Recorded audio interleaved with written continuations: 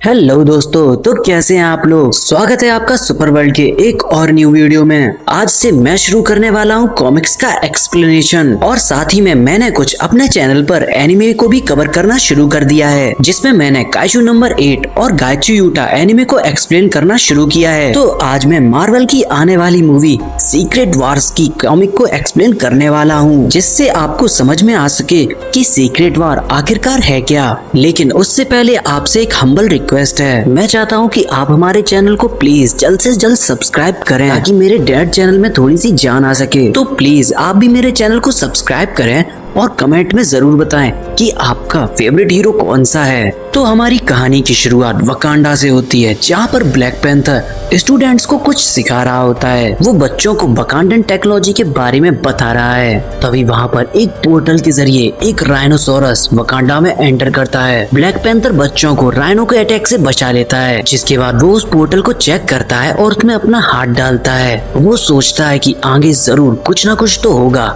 ये देखने के लिए वो पोर्टल की दूसरी तरफ जाता है। जब वो दूसरी तरफ जाता है तो उसकी आंखें फट जाती हैं। वो देखता है कि उसके आसपास का सब कुछ रेड कलर का हो गया है। और सबसे ज्यादा हैरान कर देने वाली बात तो ये थी, एक दूसरी अर्थ जो बहुत जल्दी ही इस अर्थ से टकराने वाली है। वो जल्दी से कोई डिसीजन ले पाता, तब तक उस अर्थ से इस अर्थ पर कुछ लोग आ जाते हैं और उन्हें लीड करने वाली औरत अपना नाम ब्लैक स्वान बताती है। और वो टचाला से कहती है कि जो कुछ भी हो रहा है वो सब एक इनकर्जन है, और अगर इन लोगों ने कुछ नहीं किया तो दोनों अर्थ आपस में आकर टकराकर डिस्ट्रॉय हो जाएंगी। और इसलिए वो इस दूसरी अर्थ को डिस्ट्रॉय करना चाहती है, ताकि उसकी अर्थ सेफ बनी रहे। टचाला कहता है कि उसके रहते कोई भी उसकी अर्थ को डिस्ट्रॉय नहीं कर सकता। जिसके बाद ब्लैक स्वान के लोग टचाला पे अटैक करने लगते हैं। टचाला अपने आप को डिफेंड करते हुए उन लोगों पर अटैक करता है, लेकिन तभी ब्लैक स्वान एक वेपन लाई होती है, जिससे प्लेनेट को इजीली डिस्ट्रॉय किया जाता है। वो वेपन गलती से ब्लैक स्वान फायर कर देती है।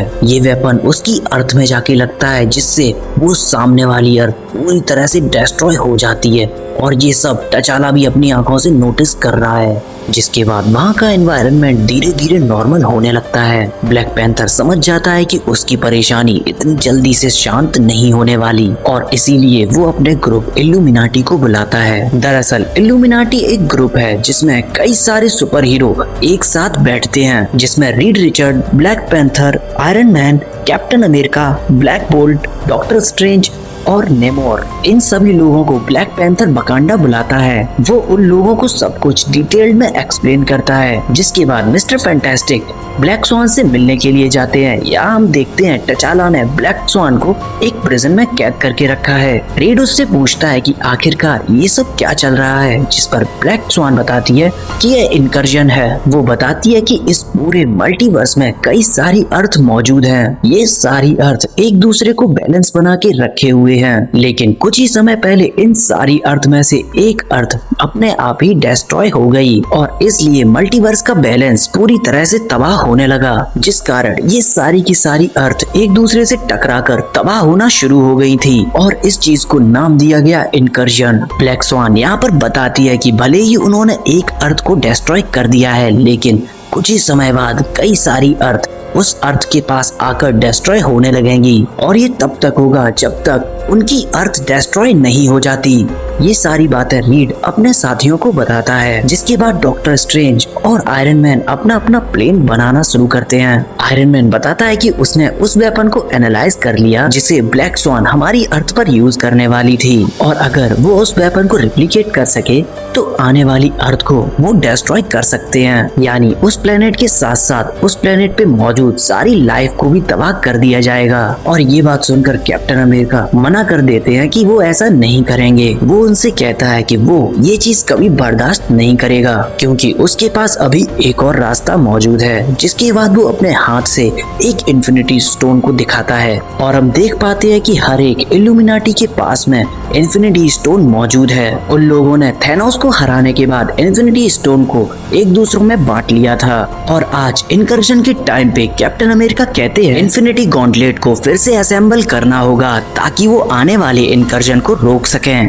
वो इस प्लान पे वर्क करने के लिए इल्यूमिनाटीज अपने अपने घर से इन्फिनिटी स्टोन को लेने के लिए चले जाते हैं, जिसके बाद रीड रिचर्ड ब्लैक स्वान से मिलने जाता है ताकि वो इनकर्जन के बारे में काफी कुछ पता कर सके। ब्लैक स्वान बोलती है कि तुम लोग इनकर्जन को रोकने के लिए इन्फिनिटी गॉन्टलेट यूज करने वाले हो, लेकिन कब तक तुम लोग होने वाले इनकर्जन को इन्फिनिटी गॉन्टलेट से रोक पाओगे? रीड कुछ भी जवाब दे पाता तब तक उसके रडार पर सिग्नल आता है कि एक और इनकर्जन हो रहा है। उसे रोकने के लिए सारे इल्यूमिनाटीज उस जगह पर पहुंच जाते हैं और देखते हैं वहाँ का सारा एनवायरनमेंट रेड हो गया है और आसमान में एक दूसरी अर्थ उनकी अर्थ की तरफ बढ़ रही है।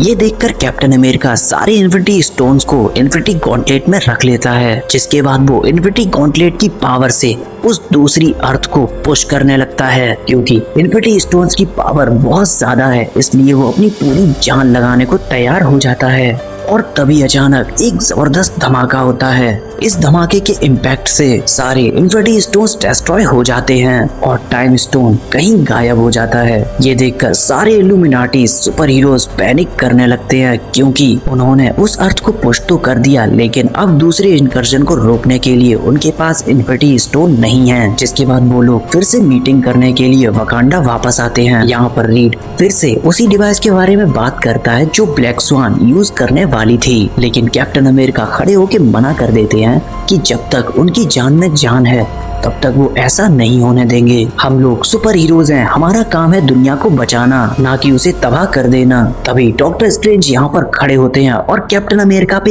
एक स्पेल कास्ट करते हैं और इस स्पेल के असर से वो अभी के 5 घंटे पहले जो कुछ भी हुआ वो सब भूल जाते हैं। कैप्टन अमेरिका को साइड करने के बाद वो लोग ब्लैक स्वान के वेपन को फिर से स्टडी करते हैं और उसकी पावर को और भी ज्यादा इनहेंस बनाते हैं और उसे लेकर वो लोग अगले इनकर्जन की तरफ आगे बढ़ जाते हैं। वो लोग देखते हैं कि ये वाला इनकर्जन रेड नहीं बल्कि ब्लू कलर का था और इसे देखते ही ब्लैक स्वान बताती है कि ये काम मैप मेकर्स का है। ये लोग इनकर्जन का फायदा उठा के दूसरे प्लेनेट की एनर्जी को ड्रेन कर लेते हैं जो इस वक्त लेटवेरिया के किंगडम पर अटैक कर रहे हैं। और हम सबको पता है कि लेटवेरिया पे राज करने वाला है डॉक्टर डूम। वो बड़ी ही आसानी से मैप मेकर से अपने किंगडम को बचाता है। ये देखने के बाद ब्लैक स्वान और बाकी के सुपर हीरोज उस दूसरी अर्थ पर चले जाते हैं। वो लोग उस वेपन को वहाँ पर ट्रिगर करके वापस से आ और उस प्लेनेट को तबाह कर देते हैं। लेकिन कुछ ही समय बाद एक और इनकर्जन होता है और उस दूसरी अर्थ पर पहुँचने के बाद उन्हें पता चलता है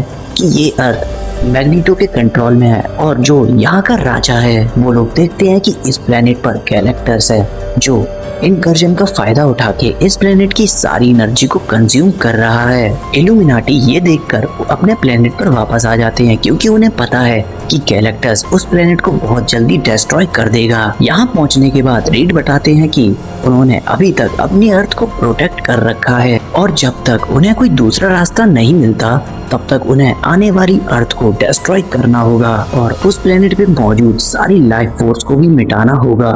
और ऐसा करने के लिए उन्हें अपने आप को और ज्यादा ताकतवर बनाना होगा, क्योंकि अब उनका सामना पूरे मल्टीवर्स से होने वाला है। और इसलिए डॉक्टर स्ट्रेंज अपनी पूरी सोल को मेफिस्टो को बेच देते हैं और कुछ ही टाइम बाद इल्यूमिनाटी अपनी अर्थ को बचाने के लिए दूसरी अर्थ पर जाते हैं। यहाँ पर हम देख पाते हैं कि इस अर्थ के डिफेंडर्स जस्टिस लीग की सस्ती कॉपी लग रहे हैं, जिनमें से एक का नाम सन गॉड है जो कि सुपरमैन की कॉपी है। वहीं दूसरे का नाम तो वेन रखा गया था, जो इल्यूमिनाटी से कहता है कि हम लोगों को साथ मिलकर काम करना चाहिए और एक रास्ता निकालना चाहिए जिससे हम दोनों अर्थ को बचा सकें। लेकिन नेमोर को पता था कि क्या होने वाला है और उसे पता है कि इनकर्जन कितना ज्यादा पावरफुल है। वो थोड़ी देर रुकने के बाद वेन पर अटैक करता है, जिसके बाद जस्टिस लीग और इल्यूमिनाटी आपस में लड़ना शुरू कर देते हैं। सन गॉड सुपरमैन की तरह पावर रखता है, इसलिए वो सारे के सारे इल्यूमिनाटीज पर भारी पड़ने लगता है। इल्यूमिनाटी यहाँ पर कमजोर पड़ने लगते हैं और उन्हें लगता है कि अब वो ये जंग हार जाएंगे।